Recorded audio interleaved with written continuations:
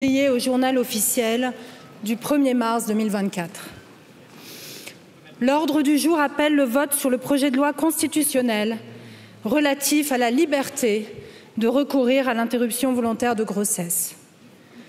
Je dois vous informer préalablement que le règlement adopté par le Congrès du 20 décembre 1963 et modifié les 28 juin 1999 et les 22 juin 2009 est applicable à la présente réunion. Les délégations de vote pour le scrutin cesseront d'être enregistrées dans 10 minutes. Le scrutin aura lieu dans les salles voisines de l'hémicycle.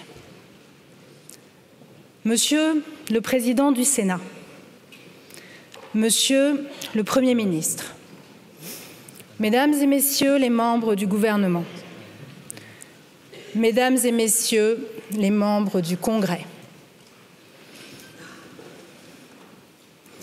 pour la première fois de notre histoire, le Congrès du Parlement est présidé par une femme.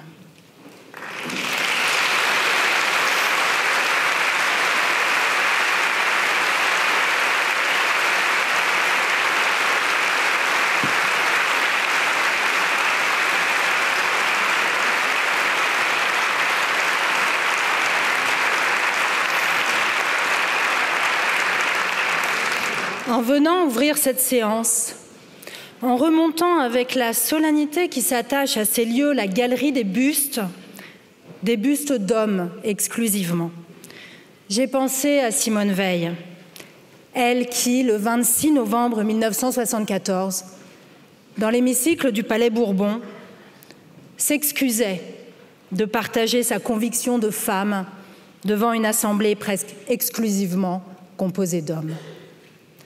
À son époque, en effet, on ne comptait que 13 femmes parmi les députés, 7 parmi les sénateurs. En contemplant aujourd'hui le Parlement réuni en congrès, je constate avec vous que la place des femmes a changé, parce que la France a changé, même s'il reste beaucoup à faire pour atteindre la parité vraie. Oui, les temps ont changé. L'égalité a progressé, la parole s'est libérée. Oui, hommes et femmes ici réunis, élus de la nation, nous nous apprêtons à faire franchir à notre pays, ensemble, un nouveau pas sur le chemin des droits des femmes.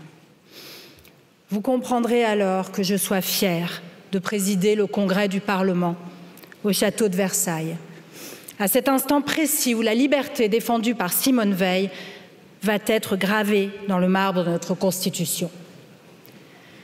Je suis fière de pouvoir rendre hommage ici à toutes celles qui ont écrit, qui ont agi, et aussi à celles qui se battent encore au quotidien, près d'ici ou loin de nous, pour que nous escaladions, mètre par mètre, la paroi escarpée menant à l'égalité entre les femmes et les hommes. Car c'est bien une paroi que nous avons à gravir, paroi dont l'ascension reste longue et laborieuse et trop encore incertaine. Et nous savons toutes et tous qu'il suffit d'un instant pour chuter, pour que tout ce que l'on croyait acquis ne le soit plus. Alors oui, nous avons progressé, mais il reste tant à faire sur le terrain de l'égalité. Et les violences faites aux femmes sont encore, hélas, une tragédie du quotidien. Cette nouvelle avancée, il suffisait d'écouter les femmes dans toute leur diversité, quelles que soient leurs conditions sociales, pour se convaincre de la nécessité de s'y atteler. Il suffisait de regarder le monde pour se convaincre de l'opportunité de s'y atteler. Les droits des femmes ne sont-ils pas les premiers à être menacés lorsque le populisme ou l'autoritarisme s'emparent du pouvoir ou que les partisans de l'obscurantisme prétendent nous imposer un ordre moral toujours rétrograde? Alors que le monde est secoué de tant de crises, notre pays s'attache à renforcer la garantie des droits. La France serait-elle à contre-courant? Non, elle est à l'avant-garde, elle est à sa place, c'est là sa mission et elle est attendue. Aux femmes de France, nous disons que nous ne reculerons jamais. Aux femmes du monde, nous disons que nous les soutiendrons et que nous avancerons toujours à leur côté. Je suis fière, nous serons fiers demain de ce congrès visant à proclamer que la liberté de recourir à l'interruption volontaire de grossesse fait désormais partie de notre loi fondamentale.